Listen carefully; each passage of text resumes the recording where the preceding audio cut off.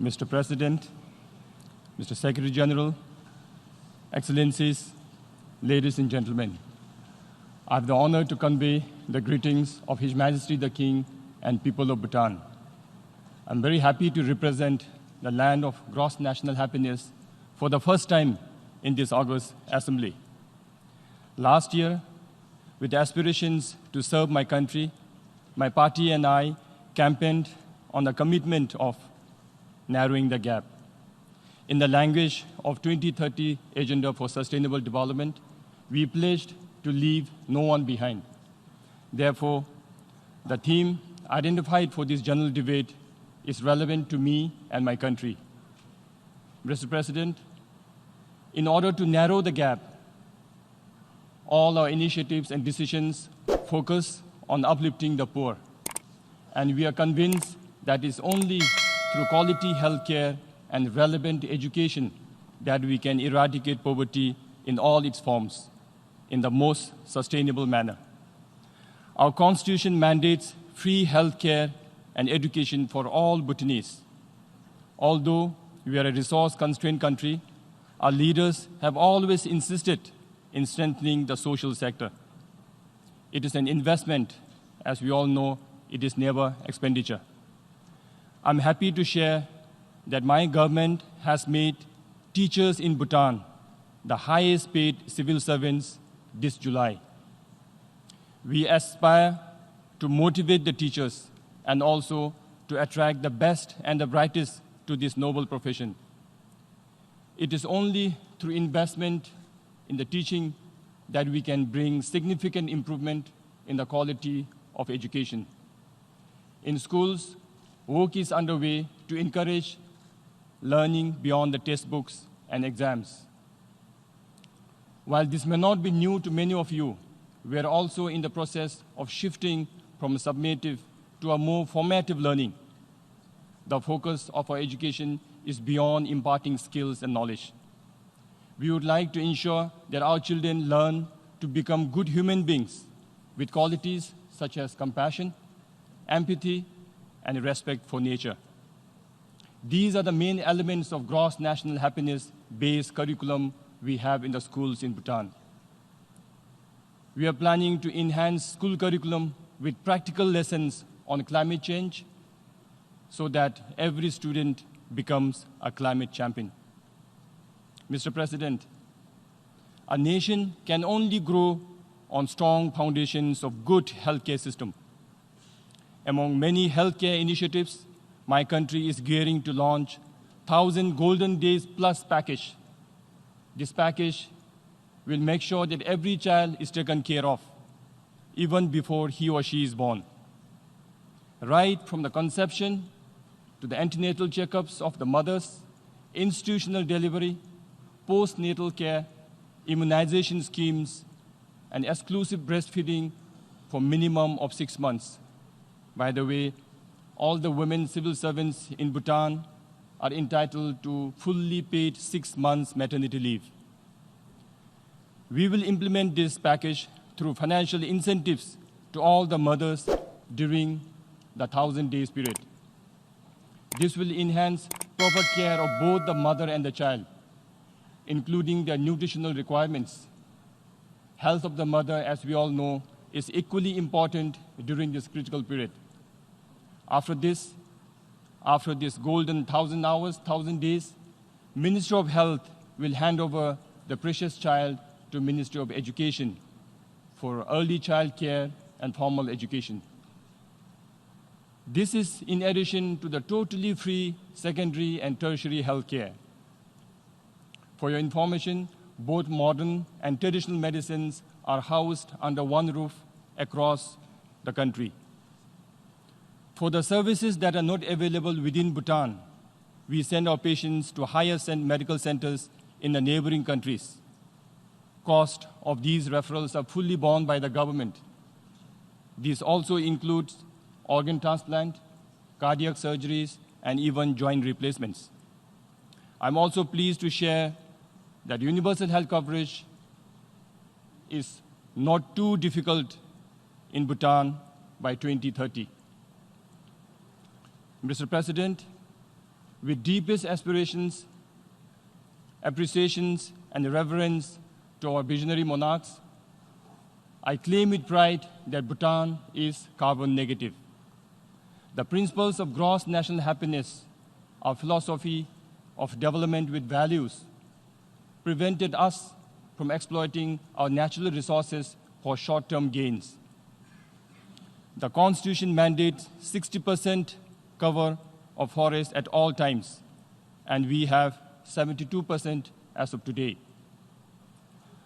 When climate change has become the greatest threat facing humanity today, isn't it a wonder that a small country like Bhutan had the foresight to take this path from early days? Mr. President, I'm pleased to share that my government has adopted National Human Settlement Policy, which places importance on environment-friendly and energy-efficient construction. Our energy comes from hydropower, which we all know is renewable. We're also taking initiatives to replace fossil fuel with clean energy. For instance, we have launched the package to procure 300 electric taxis with support from Global Environment Facility. This may sound less by absolute number, but that is almost 10% of the number of taxis in my capital. Ironically, these contributions and initiatives are rendered futile by the choices of others. I personally feel that those who can are not doing enough. As a practicing surgeon, I always share this analogy. We advise patients to refrain from ill habits. Some listen, but most don't. They later return with terminal illness. By then, it is too late to intervene. Such is the health of our environment. If you don't act now, we will leave an incurable, diseased planet. And we all don't want that. Mr. President, our focus on SDG resonates well with principles of gross national happiness. It is perhaps for this reason that Bhutan is well on track to achieving the SDG 30 agenda of sustainable development. We have a joint committee at the Parliament comprising of members from both the upper and the lower houses. Bhutan also presented our voluntary national review of SDGs in July 2018. And at the SDG Summit earlier this week, we committed to present another review in 2020. Just as we did for the MDGs, Bhutan aspires to be an early achiever for SDGs too. Mr. President, Bhutan is set to graduate from LDC category in 2023, coinciding with the completion of our ongoing 5-year development plan. We have charted out a clear transition plan for graduation. To this effect, my government has identified 9 flagship programs in critical sectors, which targets multiple SDGs.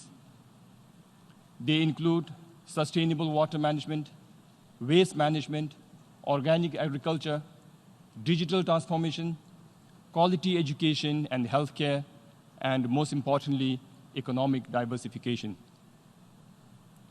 We are mindful that Bhutan has been found eligible for graduation based on social and income indices during 2 consecutive triennial reviews. However, Bhutan did not meet the economic vulnerability index on both the times.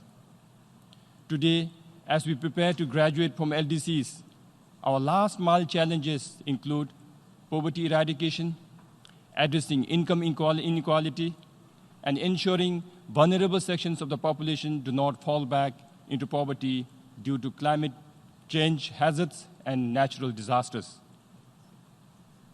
In addition, we are also confronted with inadequate resources and lack of institutional capacity. I personally feel the targets of SDG 17 will help my country graduate on a sure footing. I request our development partners to consider this. Mr. President, at a time when the relevance of multilateralism is often questioned, Bhutan's faith in the UN remains unwavering.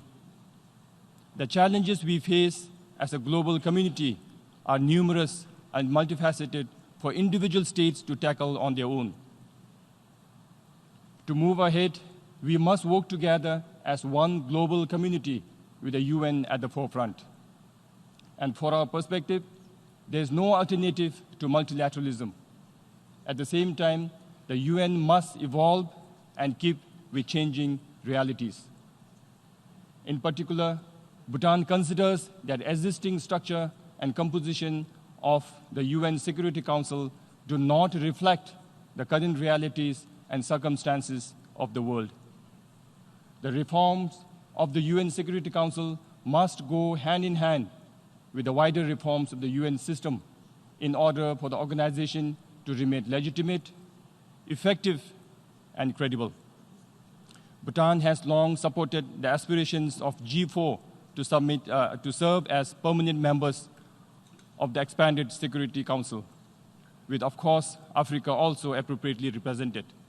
Mr. President, similarly, in our interconnected world, we realize that international peace and security are shared responsibilities.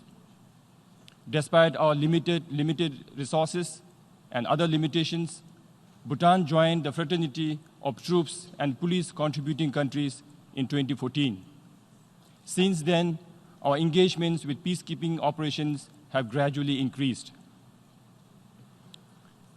As the first country to sign the Rapid Deployment Level Agreement in December 2017, our pledged contingent is ready to be deployed to serve the UN's interest unconditionally.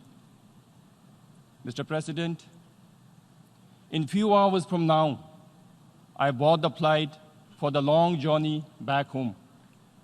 I return with renewed confidence that Bhutan continues to enjoy goodwill and support from the international community. On behalf of my king, my queen, and people of Bhutan, I offer sincere prayers for the world peace. Tashidele, and thank you.